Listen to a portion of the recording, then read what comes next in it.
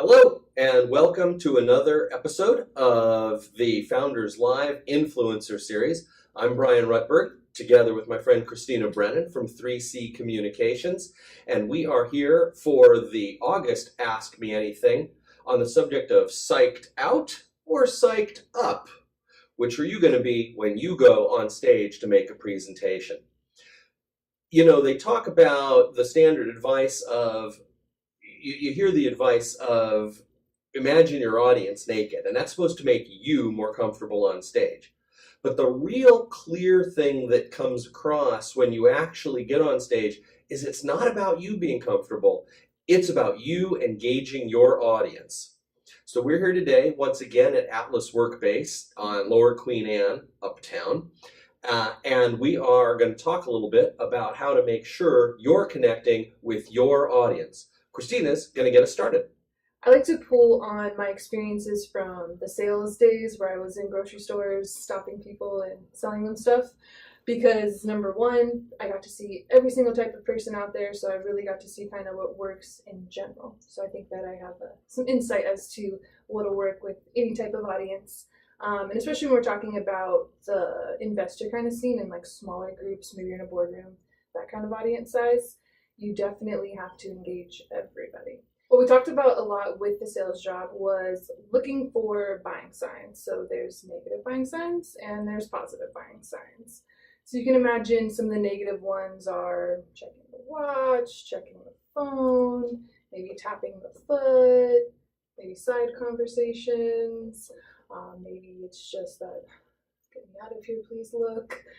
You can kind of feel the energy if you can't necessarily see the specific sign. However, on the other end, you have your positive buying signs, and I like to call them the audience champions. They're like your best friend in the audience. They're that person you can look at and they're going to give you that encouraging nod or that smile, make that eye contact. In presentations, another positive buying sign is taking notes. If they think it's important enough to write it down, or maybe they're jotting down a question, they're engaged, right? Another one, especially when you are at a table, is when folks lean in. I'm sure you've seen that a lot with the executive work you've done, Bryan. Yes. People kind of get that. There's books written on it, right? There's a book called Lean In. There you go. So how do we get the positive buying signs? How do we engage them? That's what we're here today for. What's your number one tip, Bryan? Audience. Essentially what you're trying to do is, and you've got to accept a more positive connotation of this word than you normally get, you're manipulating. You as the speaker have the obligation to keep your audience interested, and that means about every couple of minutes during a 10 or 20 or 30-minute presentation, you've got to pulse with them. I love asking a question. Sometimes it's rhetorical, but you get everybody to think about it, and you can take a moment's pause, look around the room, and see by people's eyes if they're engaging with you and if they're really thinking about the question. In a smaller group, but again, I've also seen it work in large groups, if you don't mind losing the room a little bit and then pulling them back to you, is the pair and share.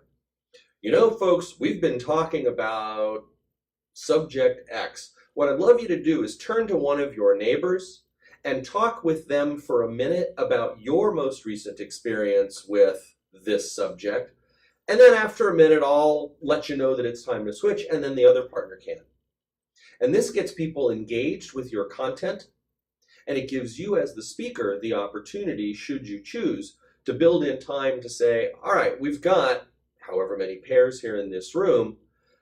Who's brave? Who's going to put up their hand and tell me one or two things that you heard from your pairing and sharing partner?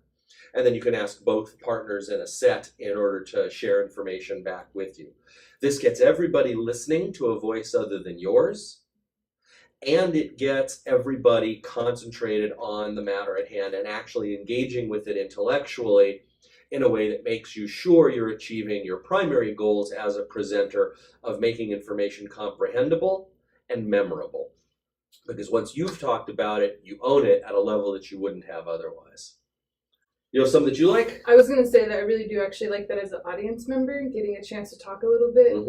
As Bryan knows, I have a hard time being quiet, so don't ask me to sit in a 45-minute session or something and not get to talk the whole time.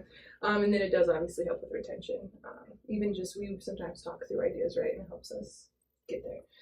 Some of my other ones, going back to real quick on the questions, just some style tactics to add to your question asking to get more engagement. If you're going to ask people to raise their hands, also raise your hand. People will kind of mirror you. I like the yes, yes question, or kind of an assumptive question. I'm sure you, and you're nodding your head, and then you'll look out in the audience and you'll see who's nodding your head to find those kind of like champions. And then just, yeah, assumptive and adding in that right at the end. You kind of already told them the answer in the question, but it's still a question, so they get that little bit of disruption in the sound and that inflection. There you go. That also gives you the opportunity to not just lead the witness towards a particular answer, but to get the audience to reinforce for you. If you use your example, Christina, I'm sure you've on occasion done, right? Once you see a hand or two go up, you can say, hey, anybody want to tell me a story of a time when they? And you're not asking for the opposite. You're asking for something that does confirm what you've put out there. I found this works in pitches with folks who are looking for investment from angels or venture capital types.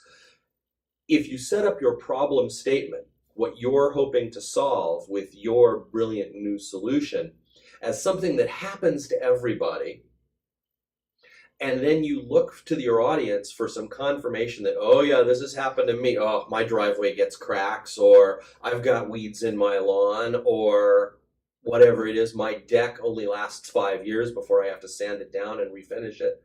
Well, I've got a solution for that. I'm sure you've experienced that. The following happens. Let me see if you have. And then you can say, share a story with me. And this gets the rest of the audience knowing that it's not just you putting it out there. This is something that is an observable problem that many people have, and it makes them more open to the idea of you solving it. Now imagine how you would use that in a 99-second pitch for Founders Live, or any pitch that you're going to be doing in the near future. Yeah, we see that a lot at Founders Live. It's a really easy way to set up that pain point right at the beginning. And one of my favorite phrases is, I'm sure you or someone you know. At that point, I mean, unless you're talking about something super niche, everybody in the audience is going to be like, yeah, my cousin, my sister, whoever. So I definitely agree with that. I'm a little bit curious more about how do we get them once they've gotten lost a little bit. Maybe there's some side combos going on. Maybe. How do you bring them back? Yeah, they're on the phones. How do we bring them back in? Good. I'll bet you've got some ideas there. Yeah. One of my favorites, actually, it kind of startles people sometimes, but a clap or a stomp, maybe some other sort of, it needs to be kind of on point, but you can't just randomly clap and stomp. I mean, you could, but might not be as... not unless you're part of the Blue Man group or something like that. Yeah, I mean, step team or something. There you go. But obviously we've talked about, you mentioned it earlier, the silence or the loud noise. One or the other, huge. I like what I've seen you do in some of our seminars when maybe somebody's maybe doing a little side convo or they might be on their phone. Bryan's really good at this. He just keeps going with his content. He just kind of slowly makes his way over towards that person. He just kind of stands behind them and keeps delivering his content. And the next thing you know, that person's like, oh, yes, I'm listening. And there's I think you used the word shame earlier, so not naming and shaming. No, you try not to make it too obvious in a small room if you've lost someone's attention, particularly if they are taking time out of their busy day to be with you. But if you're there for a purpose, and that is so that they can hear what it is you have to say, whether you're in a training environment or whether you are trying to make sure that they understand well enough that they're ready for your call to action and your ask at the end, because you do have one, don't you? So you want to make sure that they are paying attention and getting the goodness. That's where, if you have the chance to do an impromptu, hey, everybody, give me your ideas, or some sort of as Christina pointed out, sidling up near someone if you're not on stage, but you're just in front of a room and you're in a position where you can do that. There's also I can see you've got something going on. Let me give you a minute because this next part is important. Or just using that, this next piece is important, so I'm going to repeat it, and then keeping your promise there. Those are all good tactics. And of course, we have talked about others in previous of our influencer series. And one other thing that just popped up was using you language, so audience focused language, as we like to say. Make it feel like you're talking and having a one-on-one conversation, even if you are talking to a large group. I think that helps people stay engaged, for sure. Well, ultimately, everything we teach about public speaking and presentation skills comes down to wanting to keep the audience engaged and motivated to be on your side. Whether you're talking about the PowerPoint that's running behind you, or you're talking about the language that you choose, which is short sentences, easy to understand, not a lot of parenthetical clauses or dependent clauses, so that everything you say lands quickly on the ear and is easy to understand, and people have the chance to make logical jumps with you. We also talk about how you stand, how you walk, how you project your voice, whether you put videos into your presentation, the stories that you tell. Every single one of these things is designed to make it so that there's no possible way their attention can wander, but occasionally, even the most disciplined audience members among us find that there's something happening in the news, or we get a text from a loved one, or somebody just put the cutest cat video on Facebook. You gotta take a look. So how do you get that person back? Yeah, so psyched up or psyched out, it just comes down to keeping the audience first, right? It is. If you can get psyched up, your enthusiasm will carry the audience. If you get psyched out, they're going to know it and they're going to tune out.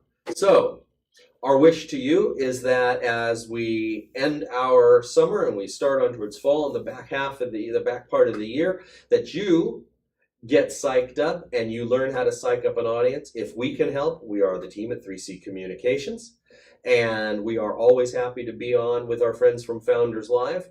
If you're watching live, we'll see you in a few minutes over at the live chat. Looking forward to your questions. If you're watching this on replay, go check out our other videos.